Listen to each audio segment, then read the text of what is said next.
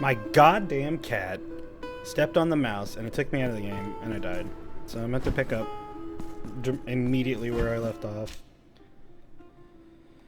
Oh. Yeah, I forgot what I was talking about. I think Kill Bill. All I'm saying is that if you're gonna have a narrative, please explain it in any way, and I'll be okay. I'll be okay with it. If you have an ultra amazing killer female girl, you know, whatever, just explain it. Just a line of dialogue as to why she's so unstoppable. That's all that matters. That's all it takes. So, like in Kill Bill's, you know, example, is Beatrix was the ultimate assassin because she got taught by the ultimate kung fu master, Pai Mei. So they showed a whole training regimen. You know, they explained it. It's like, okay, fine. That's fine. If a girl can, you know, she weighs 100 pounds, can beat up people that are, you know, 250 pounds, all you gotta do is explain why, and it's because she has training they could never even dream of. That's all it takes. Now, I guarantee... Oh my god, are you serious? I guarantee that that is not gonna be the case in... whatever this game is called. Spacefield. Starfield. It's garbage. You know the narrative's gonna be that the women hate training men or something. I mean, they may not even explicitly say that. But, what a joke. Like, I want you to think of how impossible that scenario is that a woman is tired of training men because they just don't get it. They just, you know, no matter how many times you tell them, they just can't comprehend this fighting for survival thing. Not like this woman can.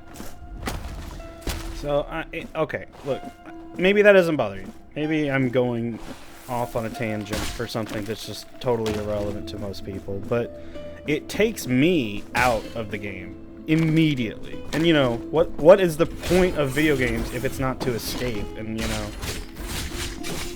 be a super-powered astronaut fighting for whatever. Oh man.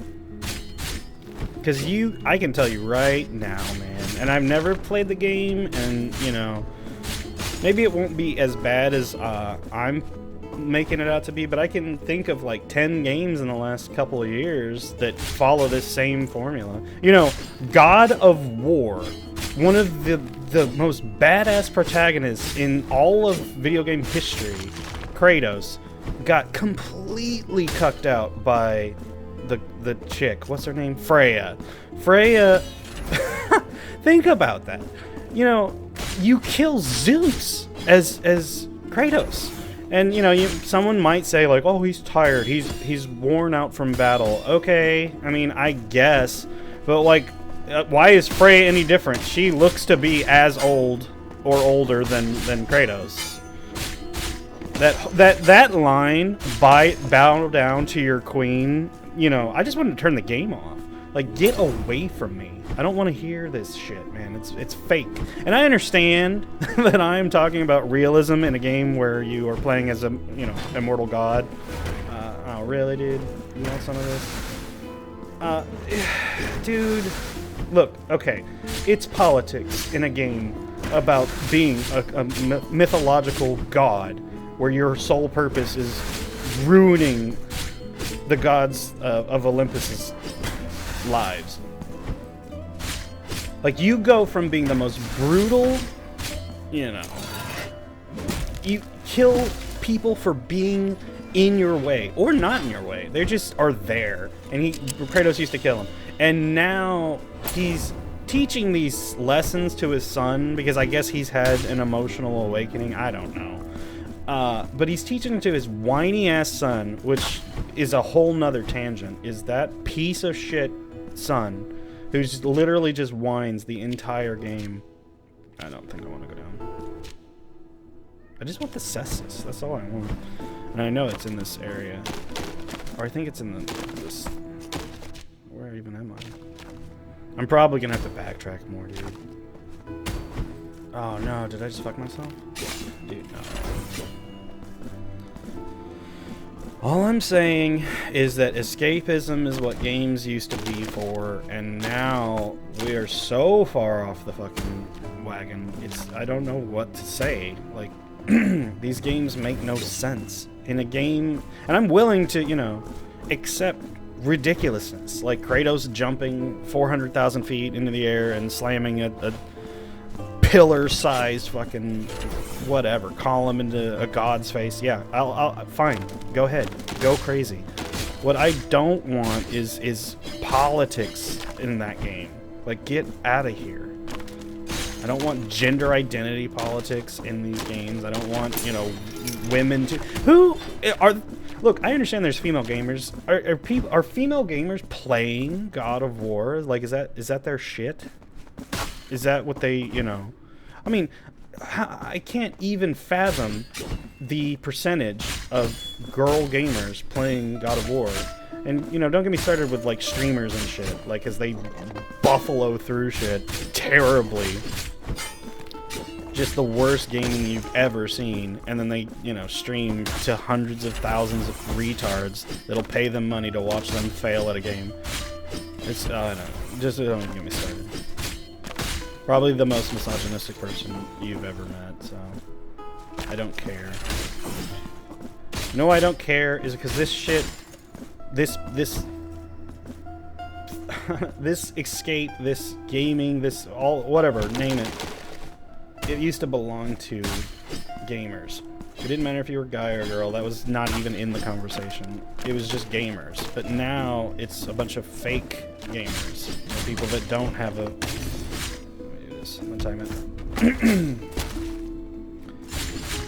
these people don't care about gaming. You can't convince me that they do, because I know they don't. It's what we in the industry like to call grifters. They will say and do anything so they can get in on the action. Because the proof of girl gamers not being any good at games. You know, occasionally there's a couple that get really good at certain things, you know, whatever. Fine, I'll accept that. But the majority of them can't play anything. They are fucking horrendous at these games. But they have 10,000 people watching them be mediocre at best. And then their personalities suck ass too. Like, they're not interesting. They're not funny. I mean, occasionally some might be. Some might have a decent head on their shoulders. But you know what I've seen? You know, the funniest thing is I've seen really good girl gamers that are not pretty at all. Yeah, they stream to 100 people, right? Which is still 100 people. But then you see the most beautiful streamers that couldn't fight their way out of a paper bag with 10,000 viewers. And it's just like, okay, well, there you go. There you go. I would love to see, you know, Pokimane or any of these retards beat this game without the help of another. That's another thing. They get internet boyfriends to carry them on games like League of Legends or whatever, Overwatch. And so they get carried into these leagues that they're not even good enough to play in. That's another thing. Look, I'm not going to stop. I'll go further. They will only play healers or classes with, you know, it's not... It is important to have a good healer on your team. That's never going to change, but it's less important... Oh, I need this. I need to suss this. Oh, and here we go. First weapon upgrade, I guess.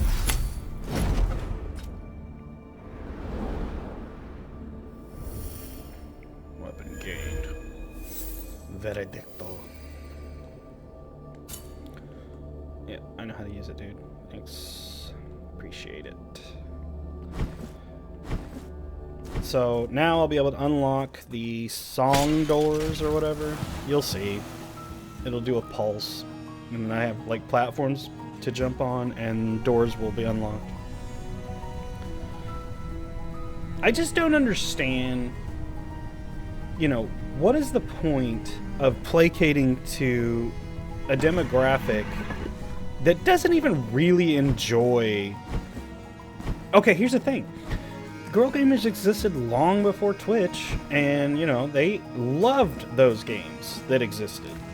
And so now I guess they're trying to, you know, open the demographic and make games for more people, which is, on its face doesn't sound like a bad thing, but it's never a zero-sum game. It's at the expense of older gamers. It's at the expense of my sanity, because these new games suck. They're boring. The gameplay sucks. It's made so that everyone can do it. Like, I saw that porn star, what is her name? Adriana, play Elden Ring. And her stupid chat, you know, telling her how to do everything, every step of the way. And people, you know, line up to watch her play this game, mediocre at best. And, you know, she's super mega hot, but it's just like, what a joke, dude. What a joke. First off, you know, Elden Ring is the worst one. Like, come on. It's not even close. Like, it's the worst. You know what it is? It's the easiest one. It has the most, like, you can, if you suck at killing a specific boss, it's okay. Just, no way, dude. I'm over here talking shit. Anyway, it has the most save points. It has the most, you know, you can, if you suck at killing a boss, you can just go play the rest of the game and fight an easier boss and out-level whatever you're dealing with. You can out-level and outpace the actual game. So that, you know, nothing is too hard. Dude, I forgot all about these explosive guys. Yep, he fucked me up. They're everywhere.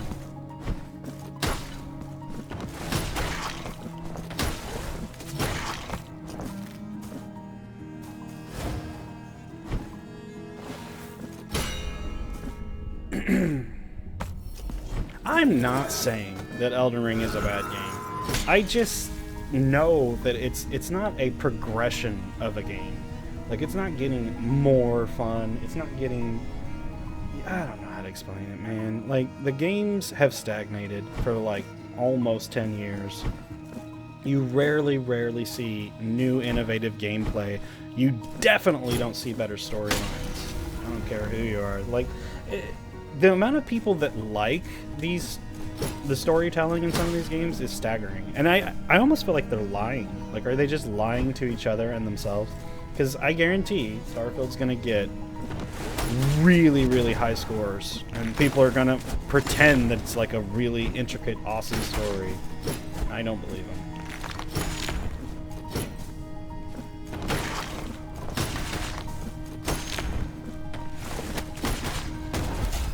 Damn, dude. Like, you know, a perfect example of what I'm talking about? Last of Us 2 has the worst freaking story ever. Last of Us 2 is terrible in comparison to Last of Us 1, but it got perfect 10s from reviewers. It's just like, what are you talking about? There's no way you could possibly think that. Unless you were trying to virtue signal. Like, there's just no way. Last of Us 2 is not a terrible game. I'm just saying it's not a progression of the storytelling, because that's objectively worse. The gameplay got a little bit, you know, here and there. There's more interaction with the new AI, but, you know, let's be real here. The main draw for Last of Us was not its gameplay, because it was basically just another... Oh, good, one of the warp zones. It was basically just like, I don't know, cover-based shooter. The stealth was okay. You kind of just choked everyone to death, which is not a bad thing. But like, I don't know a single person that was like, "Oh man, Last of Us is the best gameplay I've ever played." No one said that, because that's not the truth. What it was like one of the most heartbreaking stories of a man trying to reclaim his humanity after his daughter died. You know, and everyone was downtrodden, and it was difficult. Where am I going? Dude, how did I not get to the guy? Oh, it's this. You know, Tess, he loses so much. Joel loses so much, and he spends all his time, you know, being careful and working with his brother to, you know, make it so that everyone can survive together and this, that, and the other. For what? So that he can, in a lapse of judgment, give it all away to this group of... You, like, is it ever explained why Joel just completely... Dude, this guy hits so hard. You know what? Fuck the maze. Oh, you have to use the maze. No! Ah, I thought I could... Just... before I die. Joel just becomes a moron. Decides to let this, you know, completely unknown group of people know everything about them. Him and his brother both start telling them who they are and where they've been, their social security numbers, just the whole 9 yards, for no reason. Like, it's not explained at all why they got stupid. So we lose Joel. Spoilers, you lose Joel. The main reason to play those games is Joel and Ellie's relationship. And that gets ripped away from you in the first, like, 10 minutes of the game.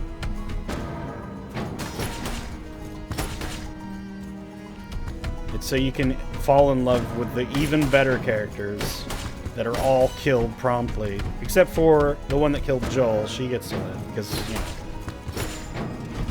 reasons. Because of good storytelling, that's why. I'm just saying. I know I'm ranting. I will never stop ranting because that's what I like to do. But you cannot tell me that, in good faith, that this is a better story than anything that you've experienced before. It's not. You know, and maybe I'm getting old. Maybe people don't give a fuck about stories. That's fair. But at least admit that. Dude, I don't even know. Okay, I'm going up. I just want to go to that purple thing and kill the boss.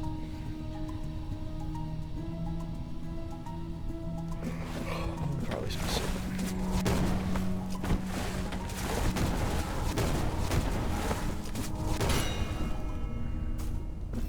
See, there's a sound wave. It creates this... You know, it's not groundbreaking platforming, but at least it's trying something new. God.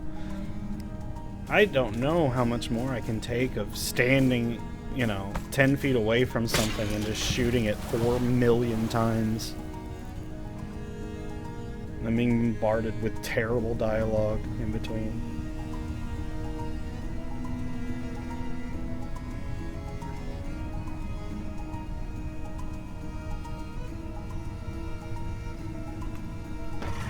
I'm tired.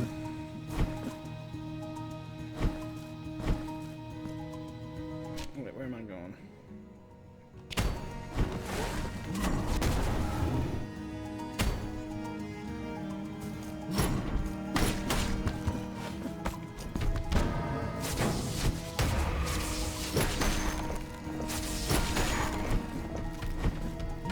Dude, are you serious?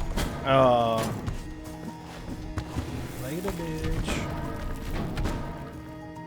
Please tell me I'm close.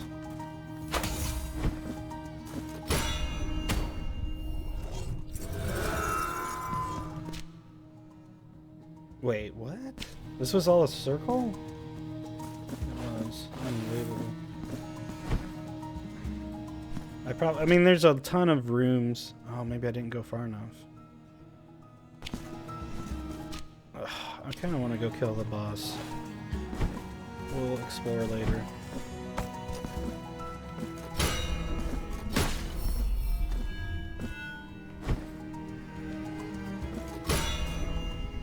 You know, here's another example.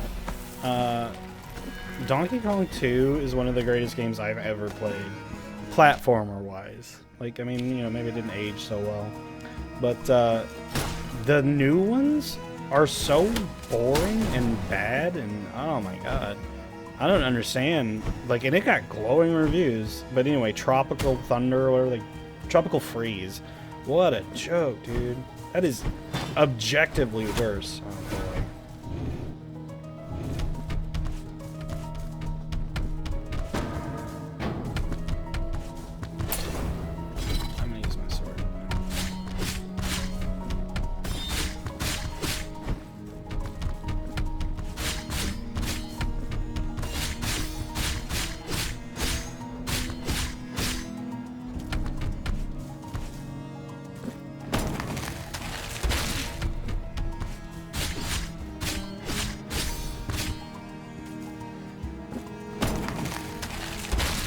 riveting.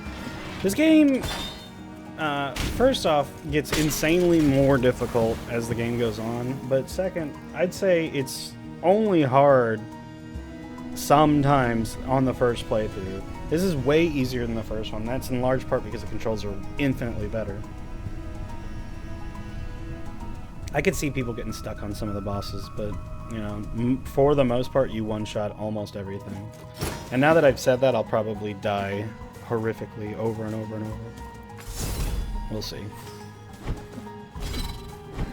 All I'm saying is this, you know, low-budget Metroidvania is, yeah, I always talk to this chick. She has a plot line, and she will help you in most of the battles, even though she doesn't really do much. She claims she will help you. So occasionally she pretends to do damage. Oh, I remember this. This is actually kind of a hard fight. I think I died the most to this guy in the early game. I didn't know you could parry.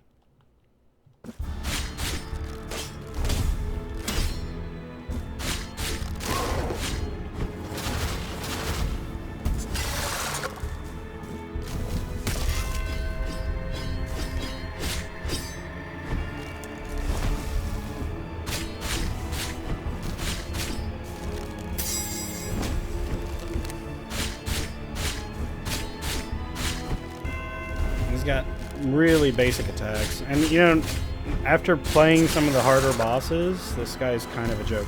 He will later on do something. Hold on, let's see. Oh yeah, that is a lot of damage. Later on, he's gonna get harder. He's gonna like eat.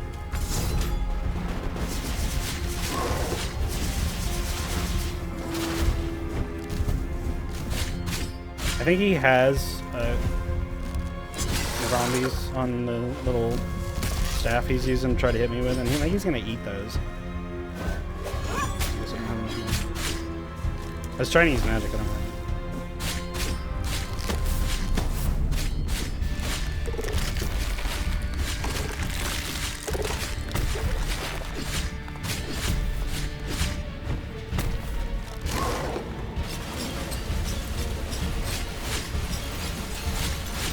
No, I mistimed it.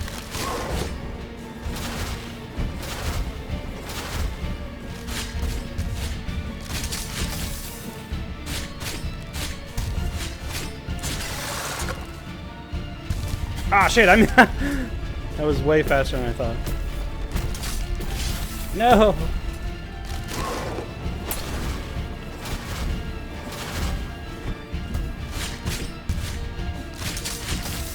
I tried to counter that, but I was in the air.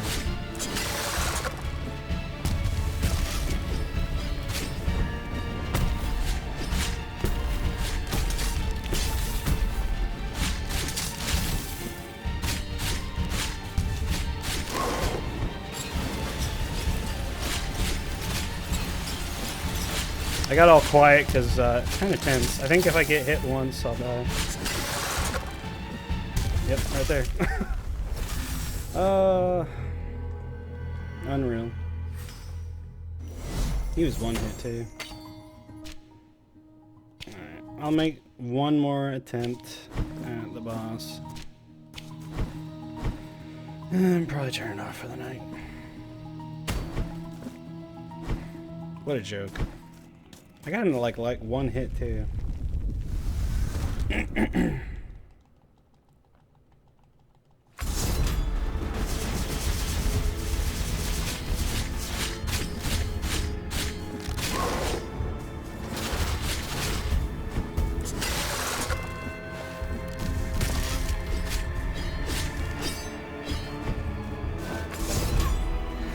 I was hoping he would come back. Pick it up. Whoa! I legit didn't know he could do that.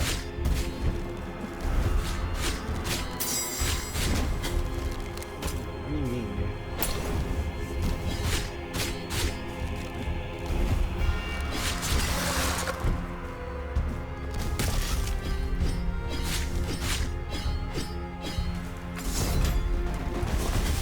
Trying to dodge it last second. That's why most of the time it's just not even worth using spells. They just get you killed more often than not. They do good damage though, but it's just not worth it because you end up taking as much damage as you gain.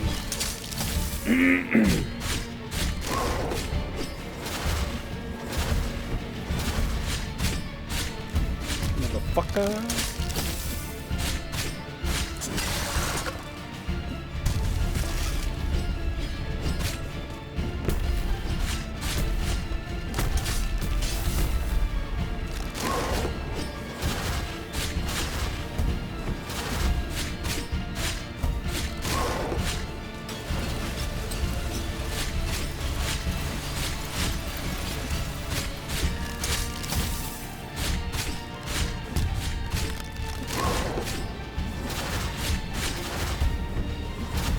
You know why I like this more than, you know, whatever, Fires of Rubicon or something? Because a lot of people will be like, well, I'm just memorizing the pattern and, you know. And yeah, that's true. But the same is true for those games. Let me see if I can kill him. Fires of Rubicon is you just waiting over and over and over for the same freaking attacks to go, and you dodge for minutes at a time. It's just insane. I don't understand. Just, can someone explain it to me? Like, once you've memorized the pattern of a Dark Souls or Elden Ring or Fires of Rubicon, you're not in control of half the shit you do in Fires of Rubicon. You dodge, right? Maybe you do some spacing, I guess. But it's like, you're just waiting for the time that you can do damage. And I've seen videos of people killing the bosses in like 0.5 seconds. Yeah, that's not fun either. Like, it's just so bad. I just don't understand. These are the regrets. I'm not going to go into the lore of this game, because what you should do is turn this video off and go buy this game. But what I will say is each of the regrets are tied into the god of the first game and what he's been doing wrong, which is interesting. Like, you thought you were doing something for the holy, you know, god of whatever in the first game, and it ended up being an asshole and doing all this crazy shit to all these people. This is 1,000 years after the first game, by the way. Anyway, alright guys. I'm gonna... Oh, I hear her. Where is she? There's little sisters. There she is. And you get all these, and you start getting the ability to fast travel and stuff like that through the pyres. Alright, I'm gonna save. Hopefully. Yeah, there we go. Alright, people. Hope you enjoyed. I'll try to do more if this, you know, if you want it. But anyway, have a good one.